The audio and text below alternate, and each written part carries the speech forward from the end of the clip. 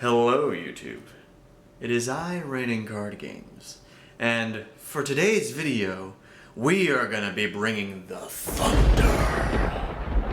Well, this has been a deck that in the past I have tinkered with, but I haven't revisited it in quite a minute. So I figured, why not we give another crack at Branded Thunder Dragon. So when the original Albaz Strikes structure deck came out, I already thought like, well, I see people teching in with Shadalls, I see people playing it pure, and then obviously when Despia really started to flesh itself out, that's where it found its home. But I was like, no. Being me, I want to be different. So I was like, okay, I like Thunder Dragon. I was currently playing Chaos Thunder Dragon Titan Control, essentially. But I was like, there's fusion. This can potentially work. Branded fusion can help facilitate stuff. So we are going to blend the two decks together, and with a little bit of help of some newer cards, we're going to see how well the deck performs.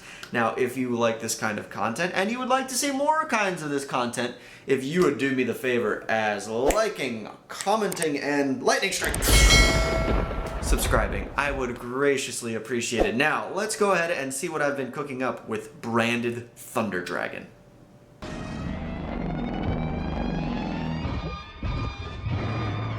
Okay, let's talk Branded Thunder Dragon. So, whole deck revolves around fusion summoning, so we are going to fusion summon. Let's go through the cards.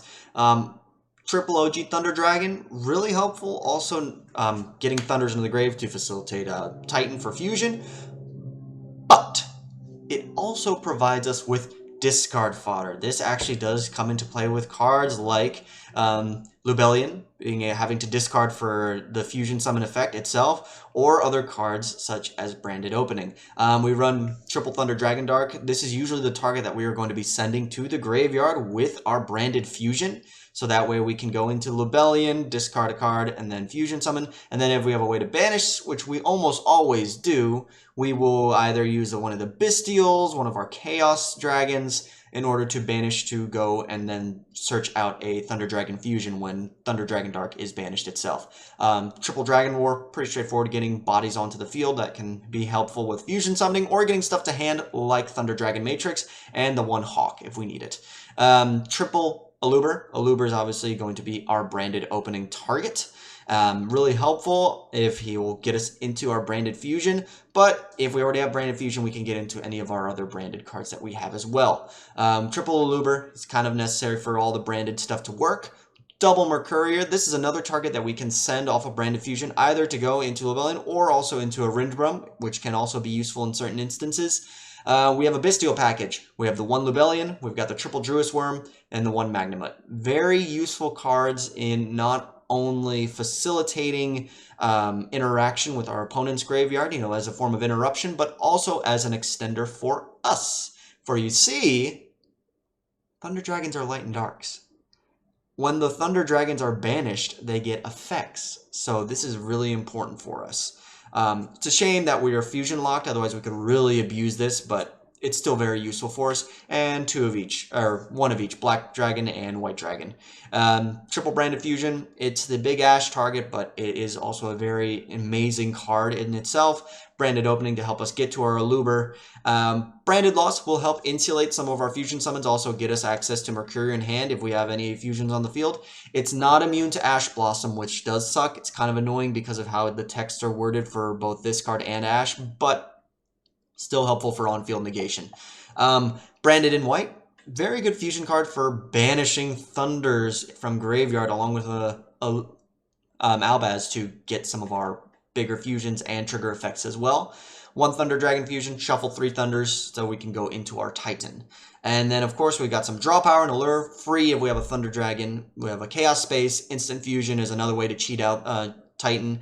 And then the Branded Beast, as we have 2 targets for our Bestial Lubellion to set. In terms of the extra deck, double Titan, we want to get him onto the field. He's just a big, mean guy that is kind of hard to get rid of in some instances because he can protect himself by banishing 2 from the graveyard to stay alive. Ice Shade, super amazing card. We really do want to get into him.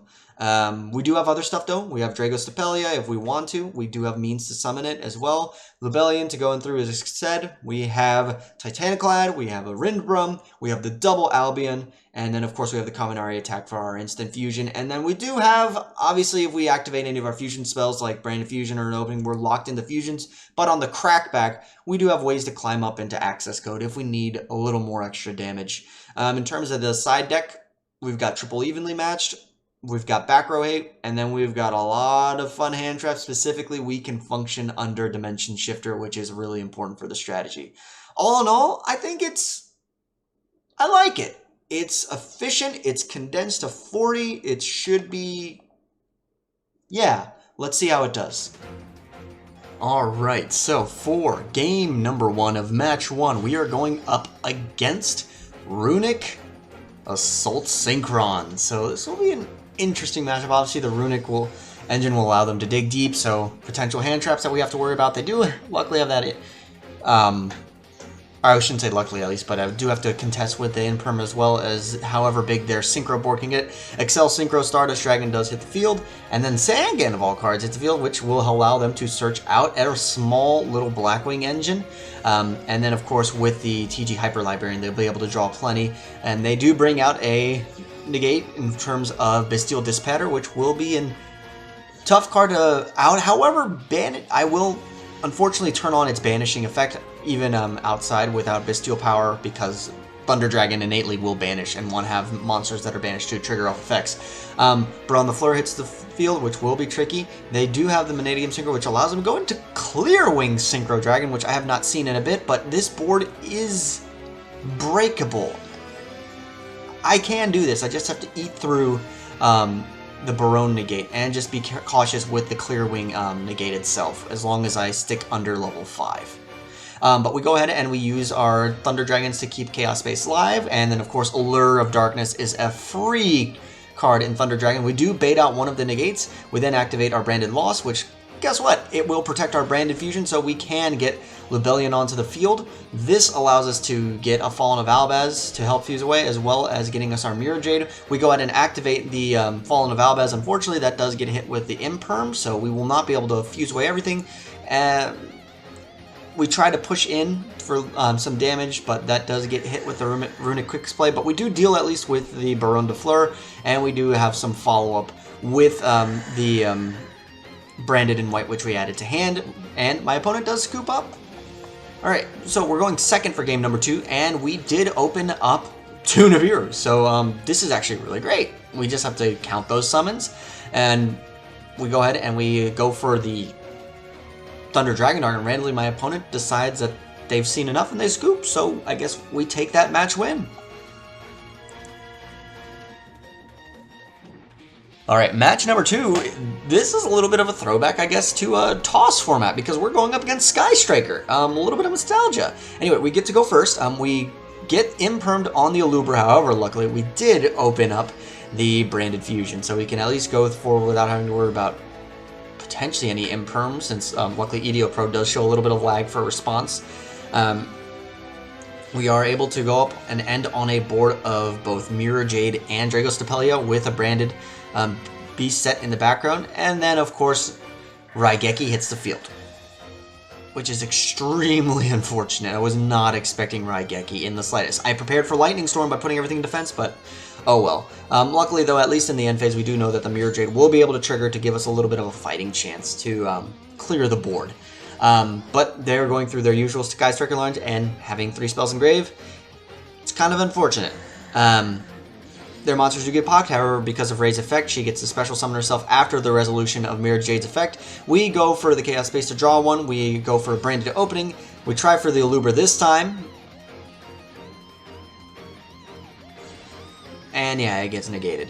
But we do go for the Thunder Dragon Fusion at least, so that way we can try to bring out Titan without no material, but still Titan is a tough monster to deal with because he can protect himself from being destroyed by banishing 2 from the graveyard, so we're in an okay position. However, we don't have an interaction per se with our opponent, which is a little worrisome.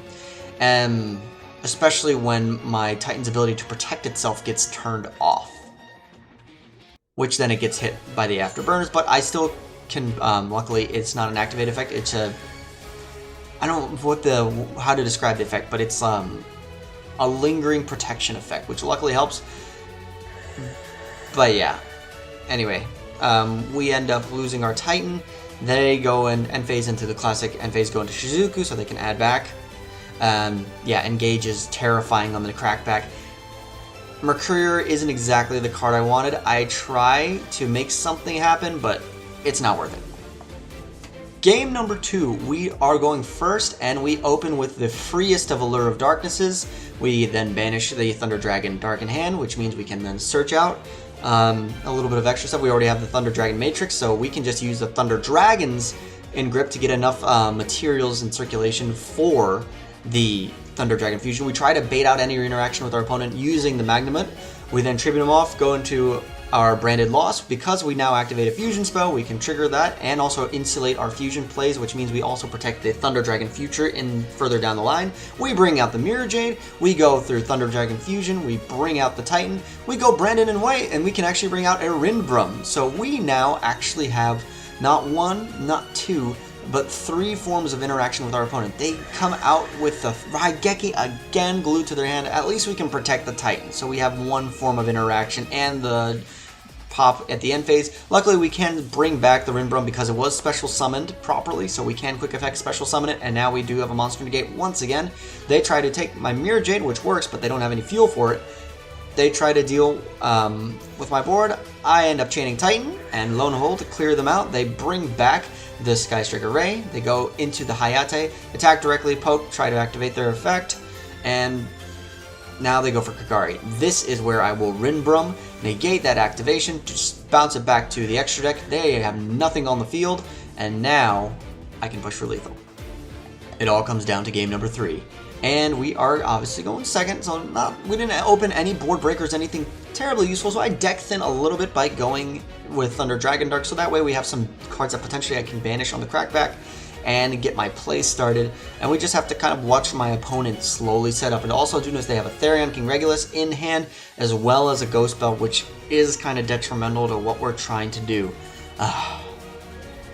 This is without the Therion King Regulus, this is basically just a really nice callback to Toss format. Regulus goes ahead and targets the Kagari in graveyard, so now we have to make sure we have to play through 1 negate, and then whatever back row that is set that we have to deal with, as well as 2 hand traps in the grip. This will be tricky, and of course the Dimensional Shifter comes literally as my top deck.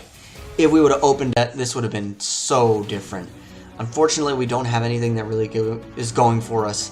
It's just a matter of, can we survive another turn to get something happening?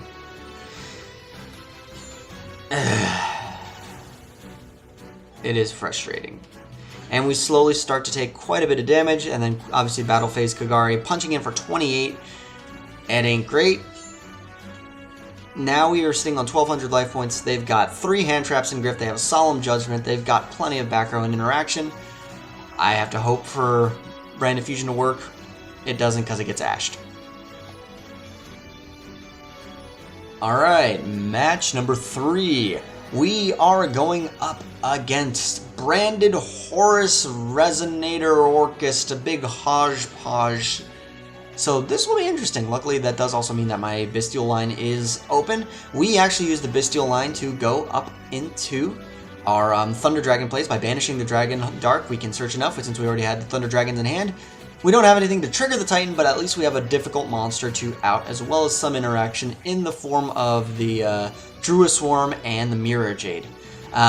So now, here's where my opponent's Orcust line is going. And from a first standpoint, seeing this, I was like, oh great, another Toss format matchup, so I'm playing Orcust.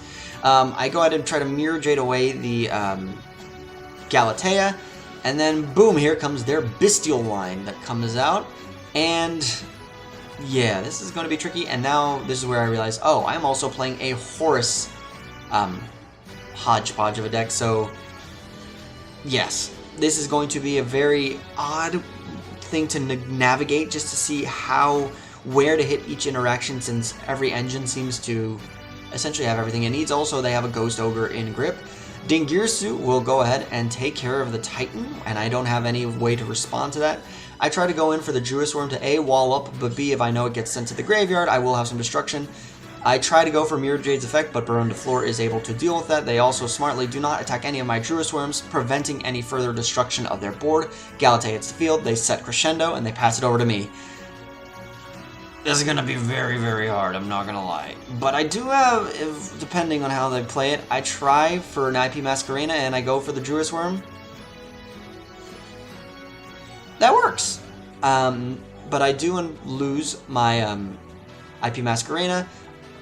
But now I can at least try for Fallen of Alves, but unfortunately, they're able to pop it, so we lose.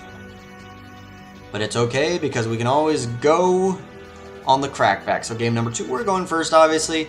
We open okay. I mean, we do have enough facility for the Titan line, as well as we can go up into a Mirror Jade.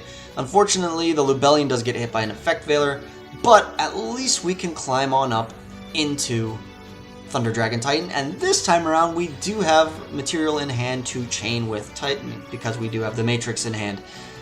It's just a matter of, will Titan be enough to slow my opponent down? This is also a little bit of a shortcoming on my end. I didn't exactly see where the choke point of these amalgamations of each deck would be. I have to kind of fire the Titan because I know I'm going to be losing it to this Dingirsu regardless, but it can protect itself because it has a material. So now it's just a matter of, can I survive and can I crack back on the following turn? It will be difficult, I will not lie to you.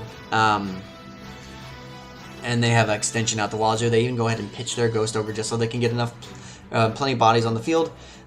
Dingirsu gets a boost, so now it has enough battle points to beat over the Lubellion, but also because of the continuous spell, they can out up my Lubellion. I go for the Druid's Worm, try to save a little bit of life points. I've got 25. Galatea hits the field, they set Crescendo, and it's my turn.